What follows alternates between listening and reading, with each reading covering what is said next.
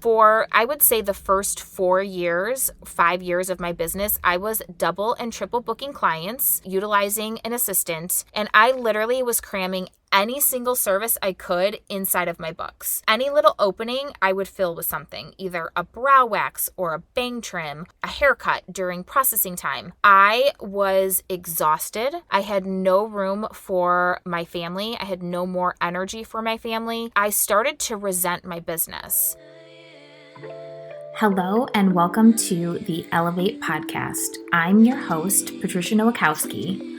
I'm a salon owner, educator, and mindset coach that helps hairstylists and salon owners go from overwhelmed and burnt out to motivated and empowered.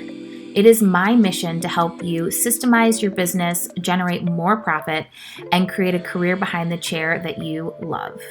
Join us every week to learn about small shifts you can make to elevate your business regarding mindset, marketing, social media, business systems, and so much more.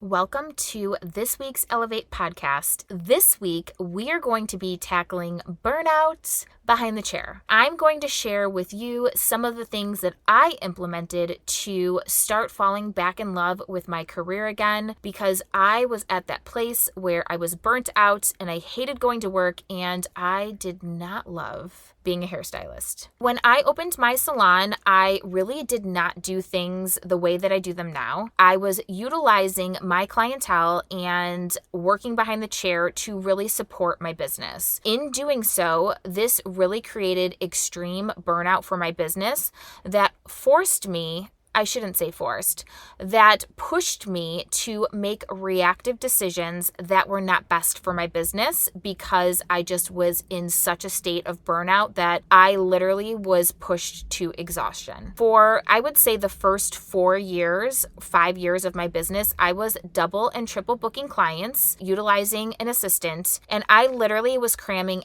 any single service I could inside of my books. Any little opening I would fill with something, either a brow wax or a bang trim, a haircut during processing time. I was exhausted. I had no room for my family. I had no more energy for my family. I started to resent my business. That was when I had a very hard conversation with myself. I needed to make changes. I really loved that extensions allowed me to completely turn around what I was doing in my business to start working smarter, not harder, which really alleviated that burnout that I was experiencing. Today, I am also going to give you some tips that you can start utilizing in order to start decreasing that burnout that you may be experiencing as a hairstylist inside of your business and as a salon owner. If you are returning home from the salon exhausted, if you have jam-packed days with double or triple booking and your body hurts when you get home and you have no more energy for your kids,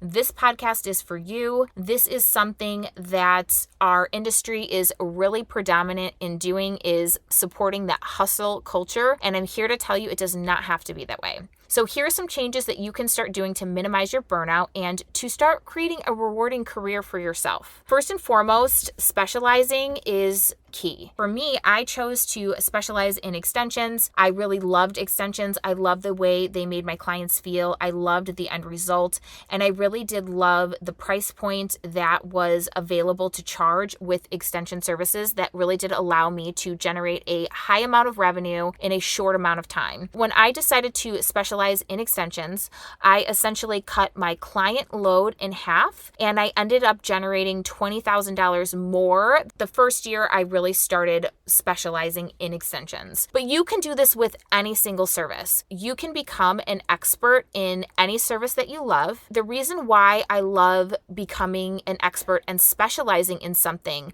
is because it really does shift your business to attract the clients that you love. You really start doing the thing that you love every single day. And it also allows you to charge a premium for what you're doing. So anyone who is an expert or who specializes in any field always has a premium price. So this is going to allow you to really create a business that is hyper-focused on your passion. And I think that's so important. Another thing that you can really start doing, and this is going to be hard for so many stylists, is taking a look at your schedule, rethinking your current schedule and asking yourself, is this really what I want to work? Do I want to work these days? Do I want to work these times? And does this work for me and my family? I know a lot of stylists are afraid to take a risk and to shift things around on their clients, but I'm here to tell you that time is not a renewable source. Your family and your children are so important. Kids are only little for so long. So really look at your schedule and rethink, is this working for me? And then also be strict with your schedule. No more squeeze-ins. People pre-book, no more staying late, no more coming early. You need to stick with your schedule so you can keep that burnout at bay and so that you feel aligned and balanced with both business and personal life. Also, no more late night appointments. How many times do you stay over closing time or after closing time? You go home, you're tired, it just never ends well. You wake up the next day, sometimes you have to be back at the salon early morning. It's just not worth it. Of course, do not go to work on your day off. Learn to say no.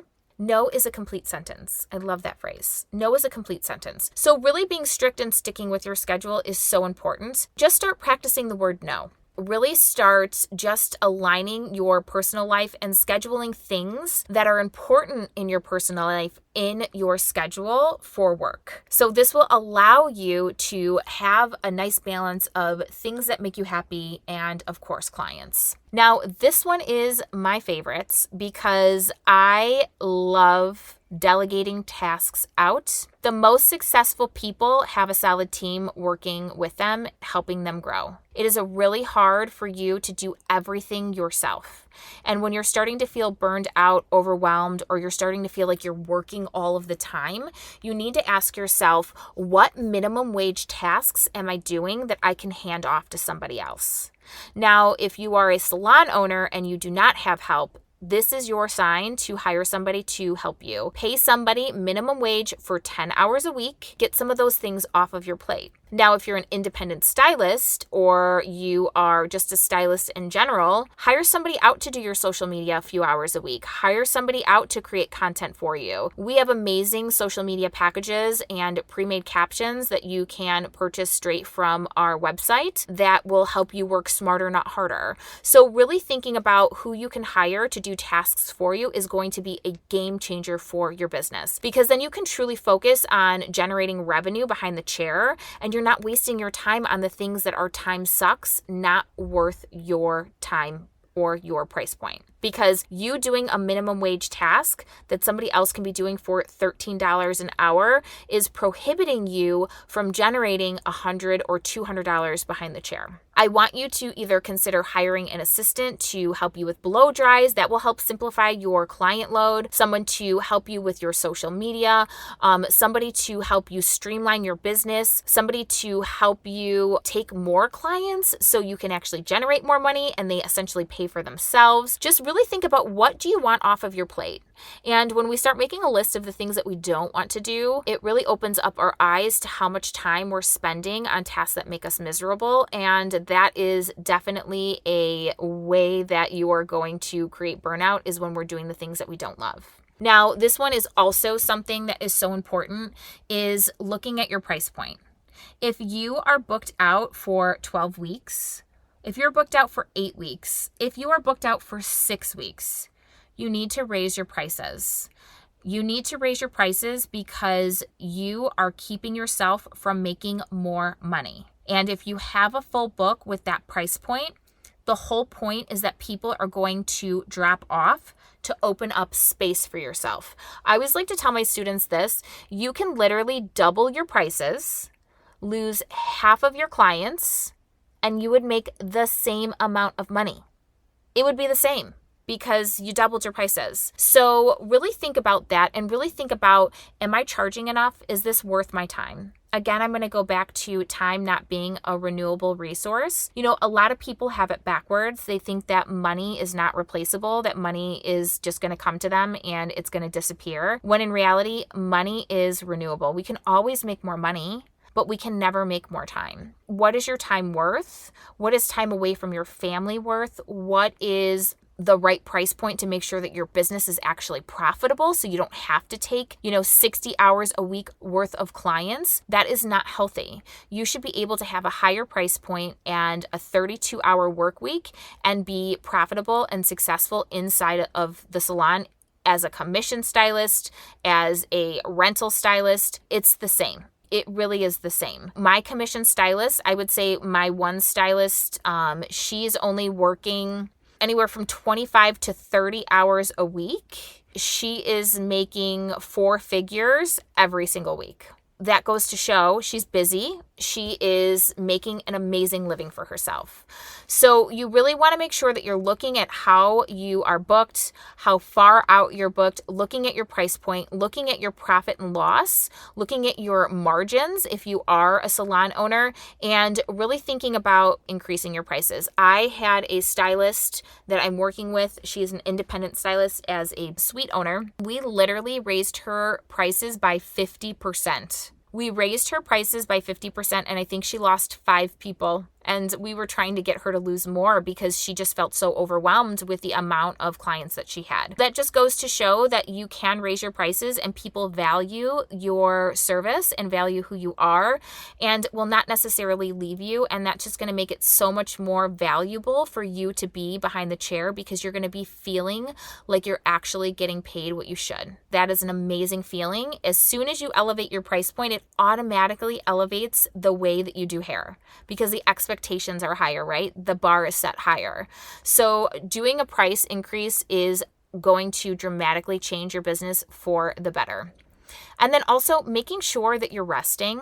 Working consistently is not a badge of honor. We need to eliminate this hustle culture. We need to stop glorifying hustle culture because it is something that is not a thing that we should even be proud of. Working yourself to the bone, being exhausted, working for 12 hours, not having energy for your day off because you've overworked your body and your mind is not something that is a positive thing.